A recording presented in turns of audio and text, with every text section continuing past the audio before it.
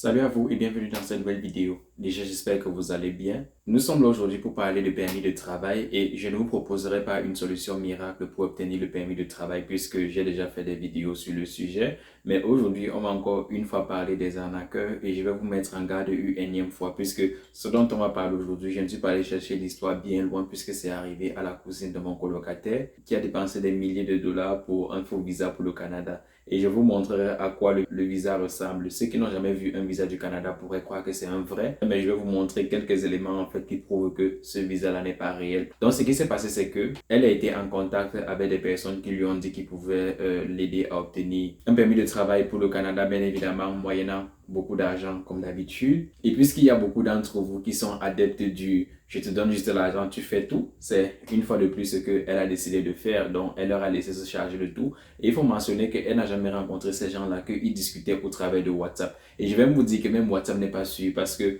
pour nous qui sommes ici en Occident, on a des moyens d'acheter des numéros de téléphone en ligne. C'est-à-dire que je peux te donner un numéro de téléphone, mais en réalité, ce n'est même pas mon véritable numéro de téléphone. Parce que sinon, au Canada, par exemple, nos véritables numéros de téléphone sont généralement rattachés à nos numéros d'assurance sociale, qui est un élément que tu ne dois que divulguer à ton employeur. Donc, juste pour dire que ton numéro d'assurance sociale, c'est ton identité.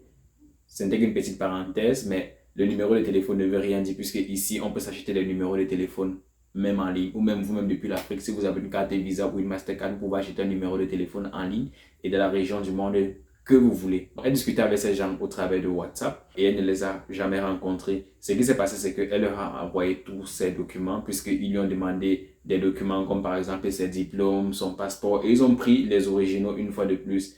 Et quelque chose qui est bizarre, c'est que même l'immigration ne vous demandera jamais tous vos originaux. Le seul original qu'ils veulent, c'est votre passeport, c'est tout. Sinon, vos diplômes, ils ne vous demanderont jamais les originaux. Et même un employé ici au Canada, il ne vous demandera jamais de lui envoyer votre original de document physique. Et c'est pareil pour les écoles.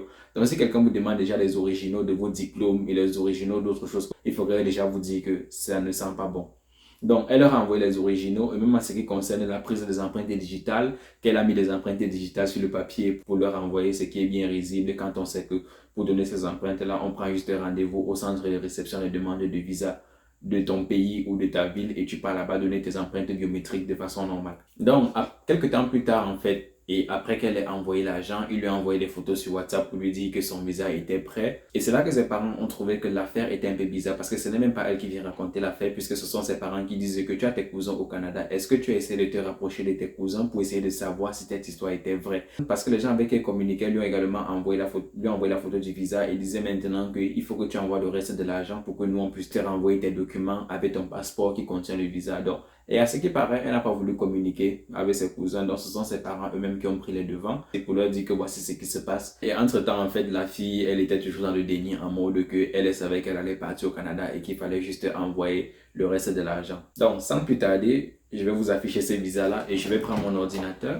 pour regarder ces visas-là puisque je n'ai pas les éléments en tête et je vais vous donner quelques éléments en fait qui prouvent même que c'est un faux visa. Donc déjà, vous pouvez voir que on dit que le visa a été émis au Québec. Étant donné que vous êtes en Afrique, votre visa ne peut même pas être émis au Canada puisque vous savez que quand vous faites une demande en ligne, en fait, votre dossier est étudié à Paris. Quand on faisait encore les demandes de papier, c'était à Dakar. Pour ceux qui ont obtenu les visas récemment, c'est-à-dire durant la COVID, en fait, dites-moi si c'est Dakar ou Paris qui apparaît sur vos documents parce que je ne sais pas si finalement, à la fin du processus, on vous demande d'envoyer vos passeports à Dakar ou si on vous demande d'envoyer à Paris. Mais sur son passeport déjà à elle, son visa a été émis à Québec ou au Québec, ce qui n'est pas déjà logique puisque pour nous qui sommes même au Canada, tous nos visas sont émis à Ottawa. Étant donné que depuis que moi je suis au Canada, j'ai déjà demandé deux visas. J'ai demandé un visa d'étudiant et j'ai demandé un visa de travailleur. Et puis mes deux visas ont été émis à Ottawa à chaque fois. Et ce que vous pouvez également voir, c'est que son visa est valable du 25 janvier 2022 jusqu'au 25 janvier 2027. Ce qui ne fait aucun sens parce que puisqu'elle a déjà un passeport camerounais, on sait que le passeport camerounais est valable pendant 5 ans.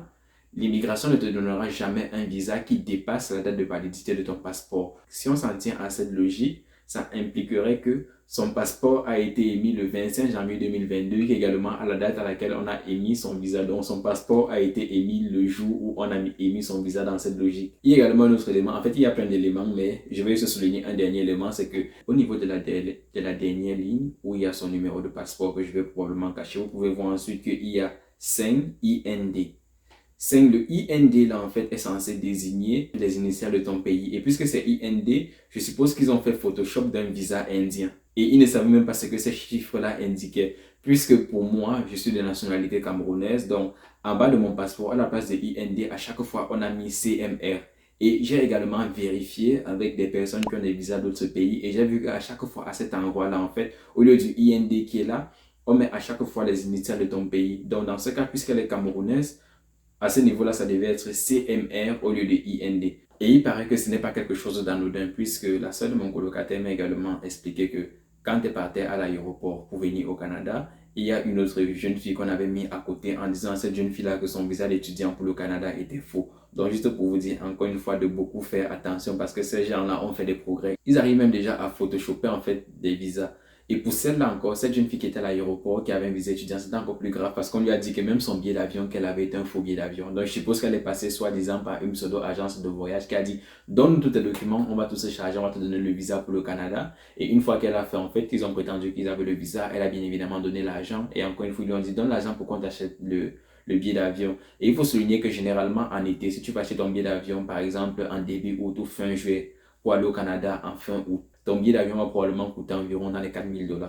Et en ce qui concerne la cousine de mon colocataire, l'histoire n'est pas finie. Je vais vous montrer un autre document qu'ils lui ont envoyé, puisqu'ils lui ont dit que, ah, maintenant ton visa est sorti, il faut nous envoyer le reste de l'argent. Ils lui ont envoyé un soi-disant document bancaire qui allait lui servir à faire la transaction. Je ne sais pas à quoi exactement le document allait servir, puisque ses parents eux-mêmes n'ont pas pu indiquer de façon très claire, puisque c'est elle en fait qui communiquait avec eux. Mais je vais vous montrer comment le document est ridicule. Donc, sur ce document, vous pouvez voir qu'au-dessus, ils ont mis International Bank Canada-RBC.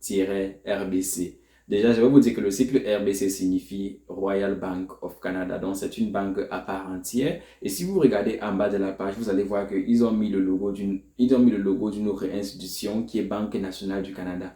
Je ne sais pas ce à quoi ils pensent que Banque nationale du Canada correspond. Ce n'est pas une institution qui appartient par exemple au fédéral, mais c'est une banque à part entière. Un peu comme HSBC, c'est une banque à part entière. Donc, ce document ne fait complètement aucun sens parce que tu ne peux pas avoir le logo de deux banques sur un même document. Donc, ce qui me laisse même présager que les personnes qui ont fait ce genre de choses n'ont même jamais vécu au Canada. Parce que quelqu'un qui a vécu au Canada ne peut pas faire ce genre de foutaise en fait pour ouvrir le compte. Et je ne sais pas à quoi le compte allait servir parce que peut-être qu'à part l'argent qu'ils lui ont donné pour l'ouverture de dossier et autres, ils ont dû prétendre qu'elle devait envoyer cet argent-là en fait peut-être comme preuve financière pour le temps qu'elle arrive et elle commence à travailler au Canada. Donc, probablement un autre moyen de juste lui prendre beaucoup plus d'argent. Je ne pense même pas que ce soit possible d'ouvrir un compte bancaire au Canada si vous n'avez pas de numéro d'assurance sociale. Parce que même pour nous qui sommes ici, quand on ouvre un compte, c'est toujours une information qu'on donne et vous ne pouvez pas avoir de numéro d'assurance sociale si vous n'avez pas un statut d'étudiant, travailleur, résident permanent ou citoyen canadien. Parce que si vous venez par exemple au Canada en tant que visiteur, on ne vous donnera pas un numéro d'assurance sociale. Et le numéro d'assurance sociale est indispensable pour travailler. Donc juste pour dire que elle qui vit à l'étranger,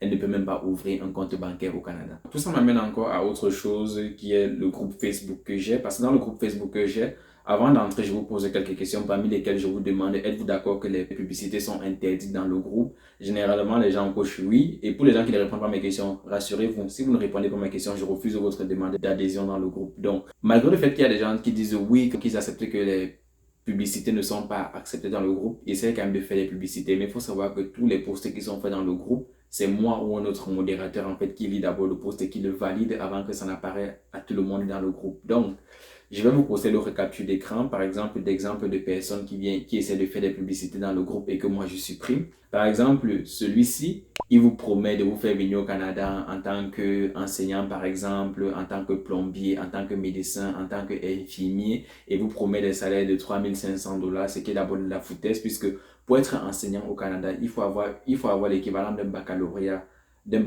au Canada et en plus de ça, tu dois encore faire 2 années d'études avant de pouvoir devenir enseignant. Pour être plombier, non seulement il te faut avoir validé un diplôme dans un collège et les règles varient en fonction de la province. Donc, au Nouveau-Brunswick, tu dois avoir validé un diplôme au collège et en plus de ça, tu dois avoir travaillé environ pendant 2700 heures avec un professionnel pour pouvoir être un plombier normal. Et je vous épargnerai le fait de la médecine que si vous êtes médecin à l'étranger en fait et que vous venez directement au Canada, si vous ne passez pas d'autres examens au Canada, votre diplôme n'a aucune valeur.